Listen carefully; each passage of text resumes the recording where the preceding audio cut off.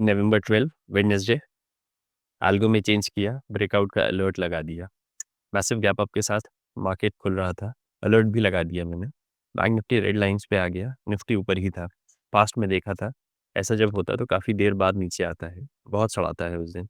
मैंने एक मॉनिटर पे 5 मिनट और दूसरे मॉनिटर पे 2 मिनट का चार्ट लगा के रखा था। निफ्टी में प्रीवियस लेवल्स तो टच करने में काफ़ी दूर था और हाई लो काफ़ी छोटे बने थे।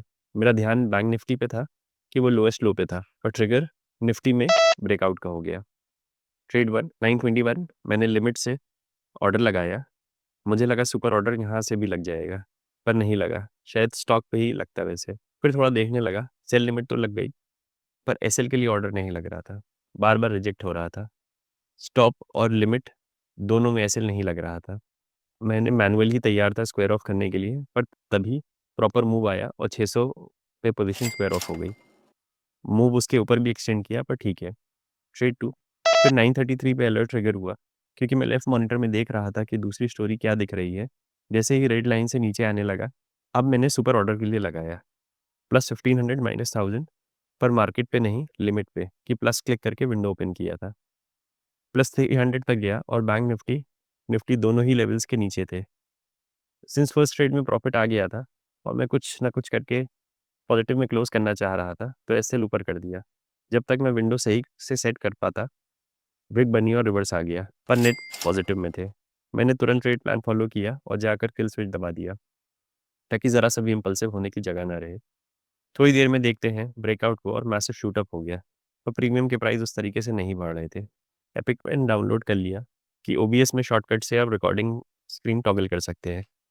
नेटफ्लिक्स का सब्सक्रिप्शन ख़त्म, इधर-उधर नहीं हुए तो सोच सके। मेरा 3 पार्ट का सेटअप है, एंट्री, ड्यूरिंग और एग्ज़िट। एंट्री 2 ट्रेड 2 मिनट और 5 मिनट पे, एल्गो के ब्रेकआउट कंडीशन पे, विद 1500 माइनस 1000 एक lot in either bank Nifty और निफ्टी।